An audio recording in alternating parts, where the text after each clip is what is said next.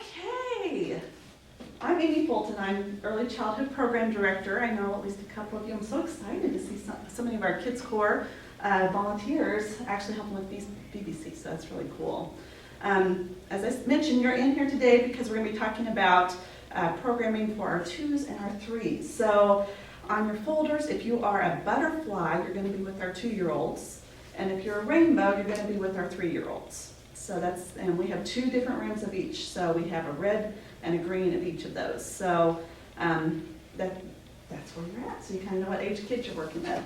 You also should have your folder. So in your folder, we've already talked about a couple of things. But on the left-hand side, we're going to be looking at the 2- and 3-year-old classroom volunteer information.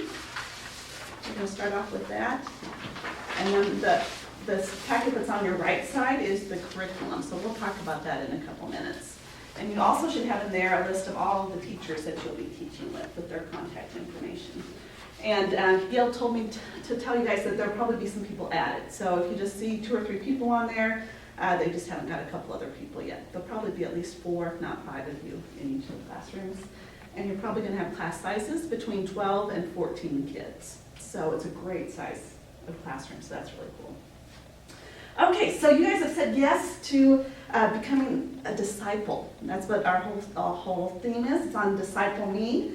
And that's kind of what you've done. You said yes, you want to come alongside these little kids and you want to build up their faith foundation. And so that's what you're going to be doing at VBC. You're going to be their leader. They're going to be paying attention to what you're doing. They're going to want to follow you. Tonight I'm going to ask you to follow me. I'm going to kind of give you a few things that you need to know on your journey as we get ready for Disciple Me VBC. So, and that's what this little paper that I gave you that says tips for the journey. So the first thing that you need to do to get ready for our adventure is to prepare for the journey. So the first thing you did, you came today. That's huge.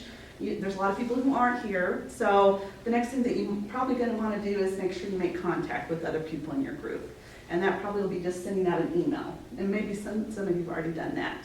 A lot of the people in the 2- and 3-year-old rooms are youth. They're just like you. So that might be one of the first things you want to do after you guys finish your finals, right? Get through that first, and then you can move on to that. The next thing is to make plans to try to come to the setup day. And Mr. Nick talked about that. If you're not going to be there that day, make sure your team knows that you won't be there. There won't be a whole lot for you to do in your classrooms, but if you want to decorate the door, if you want to bring in a few props, you can do that. Usually for our 2's and 3's, there's not really a whole lot to be done, but it's nice to meet as a team too. That might be the one time that you guys can meet together. And when you're there, it'd be great to talk with your team about how to divide your responsibilities out, like Mr. Nick talked about. Who wants to be the greeter, who wants to be the storyteller. You can go through the curriculum and decide that ahead of time. And then the other thing I was going to tell you is you don't need name tags for the kids. The older kids will be getting name tags, but we're just going to use our Plan B stickers. So those of you in Kids Corps have seen these before. All right, so we're just going to write the kid's name, the parent's name, and their cell phone number. And all the kids that you will have in your classrooms, they're going to be volunteers' kids. So they're volunteering somewhere at VBC. That's the only way they can get in. So one suggestion for the stickers is you might want to go ahead and write the kids' names in every day to make it a lot faster so the parents don't have to write that, and you'll have all that information. I would just make sure you verify cell phone number. And you might also want to ask what classroom they're in. So if we need to find them, that would be a quick way to do that. Okay, so that's preparing for the journey. The next thing is that you need to use your map or your guidebook. And that's going to be your attendance notebook. And it's going to look something like this. All right. Inside we're going to do attendance just like we do in Kids Corps. So it's the same sheets. So I know at least a couple of you know how to do that. And if you don't, we'll teach you how to do that. You also have your roster of kids will be in there. If anybody has allergies, that will be in there. The contact information for parents will be in there. So that's a notebook you want to take everywhere you go. All right, so if we're going to rec, you want to take that with you. If we're going to Treehouse Park, you want to take that with you. You always want to have that on the playground wherever you're at. All right, number 3 is to make sure your day gets started off right. Mr. Nick was talking about setting guidelines for your kids. You want to do that with 2's and 3's also. And for 2's and 3's, very simple rules. You want to be nice to our friends so we can all have fun. You raise your hand if you want to talk. No pushing, keep our hands to ourselves. So just little things like that. And you're going to kind of have to reinforce it with 2's and 3's. The other big thing to help with your kids is to give them all jobs. Okay, what job do they all love to do? They all want to be the line leader. So if you decide ahead of time that you're going to be the line leader today, go to Treehouse Park, you're going to be in charge of the prayer today, and when you have your first little circle time and give them all jobs and responsibilities, you're going to be a lot better off the whole time. So, and alleviate a lot of problems. Camp starts at 12:30, so we're going to ask that you're there at 12:10, and all that information is here in the packet that I'm telling you. So that's in there also. And you have to have 2 people there to check in, so it's going to be real important that we're there because all the volunteers are going to be dropping off their kids so they can get upstairs by 12:15. So if you're going to be late, just let me know or let someone on your team know, and we'll just make sure that we have those 2 people. The other thing that you can do to get your day started off right is to make sure you read through the lesson plan ahead of time. If you haven't read it yet and you're walking in the classroom, you're going to be spending time doing that as opposed to working with the kids. Okay, so make sure you've read it ahead of time. We've given you a copy of it. There'll also be copies of it in the classroom, so you won't necessarily need to bring your copies with you. Make sure that you have enough supplies. We're going to bring in all the supplies you need. So you just want to make sure that everything's there. If you're missing something, again, you just need to let me know. As Mr. Nick said, make sure you're praying for the kids. It'd be great to go ahead and start doing that. But every morning, even as a team of teachers, if you want to get together and pray over your classroom, it's going to make your day go so much better. So prayer makes a huge difference. So a great way to start your day off right. And then when they start coming in, make sure you greet them with a big smile.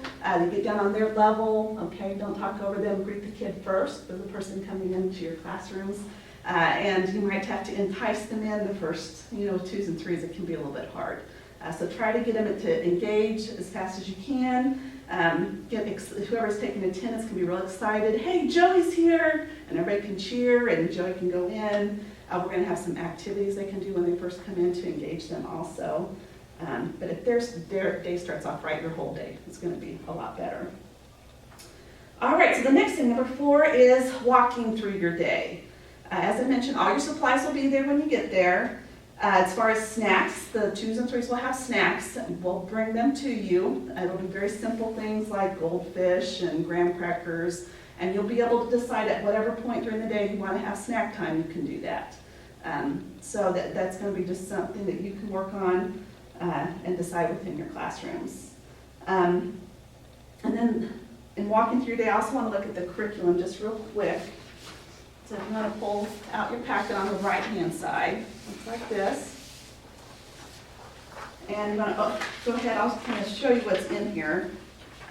The first page is what we already talked about, what we're going to be doing every single day. The big difference with our 2's and 3's is we're going to really focus on a faith word. We do that on the weekends. So like on Monday, we're really going to be talking about disciple and what a disciple is. So you're going to want to make sure you say that word a lot. When we talk about a disciple, we're talking about being somebody who follows. We follow Jesus. He's like our teacher. And you can see Tuesday, we're talking about worship and praying. Wednesdays, obey. Thursdays, serve. And Fridays, love and lead. So we're going to have the same stories as they're doing, as he talked about, but we're just going to do it in a little bit different way. The next couple pages are just some ideas for you. There's some ideas for when they first come into the classroom. That's the Exploration Center. As I said, it's really good to get them engaged right off the bat, and there's some ideas for you. The next page says friendship games. So at the very beginning, one of the first things you want to do is have them sit in a circle and get to know them. We want every child to be called by name. And we have a little song that we'll do where they get to stand up and sit down and we say their name. And that's going to be something to do every single day. But that's a great time. 2's and 3's, they love to tell you everything, don't they? And nothing's a secret to them. If you ask, how's your dog? All 10 of them want to tell you about their dog. So just get them to start talking, help them feel comfortable, help them connect. The next page is just some closing activity ideas. We're going to have our finish line bin in there. So there's lots of great ideas you might want to read through with a ball and a beanbag and bubbles and a parachute. So at the end of class, if you're needing something else to do or sometime during the day, you can fill in with those activities. And then there's some more ideas there. And then your next page is going to show you the flow of the day. So every day we're going to start off with they're going to come in, we're going to have an activity for them to do. Some of them might want to play in the classrooms. You're then going to move into a friendship circle time, what we already talked about. You get to know the kids in your classroom. At that point, you're either going to have your Bible story time where we introduce the Bible, or you're going to go to rec time. If you're a 3-year-old teacher, a rainbow teacher, you're going to go to the North-X.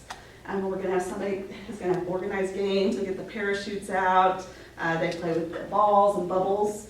The 2-year-olds, we don't usually let them pass the doors. They might get lost. So they go into Logan's Landing, though, and they have a couple of games for them to play. So that's their rec time. You'll also all go to praise and worship time.